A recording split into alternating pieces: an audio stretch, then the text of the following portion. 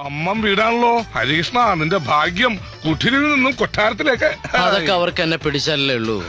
പിടിക്കുമടാ, അല്ലെങ്കിൽ ഞങ്ങ പിടിപ്പിക്കും. ഇതേതാണ്ട് ഉറച്ചമട്ടാണെന്നേ. അതെന്താ, പെണ്ണ് വീലാങ്കയാണോ? എല്ലാ പാർട്സും ഓക്കെയാണ്. നല്ല തങ്കപ്പെട്ട സ്വഭാവം. ഇയാളെക്കാളും സ്വല്പം നിറം കുറവാണെന്ന് മാത്രം. അതെന്താ, പെണ്ണ് നീഗ്രഹമാണോ? ഇതാണ് പെണ്ണിന്റെ അമ്മ. ആസ് വെൽ ആസ് ഇത് ഹരി, എന്റെ ക്ലോസ് ഫ്രണ്ടാ. ഞാൻ മണവാളൻ. മോളെ വിളിക്കാൻ ഞാൻ. ആ സ്ത്രീ എനിക്കറിയാം, ബോംബെ റെഡ് സ്ട്രീറ്റിലുള്ളതാ. പറഞ്ഞ കൊളോക്കണ്ട, നമുക്ക് നമ്മുടെ കാശ് നോക്കിൽ ഈ കല്യാണം നടന്നേ പറ്റൂ. ഇവൻ തന്റെ ഒട്ടപ്പറന്നൊന്നും എന്താ ഒരു സ്വകാര്യം.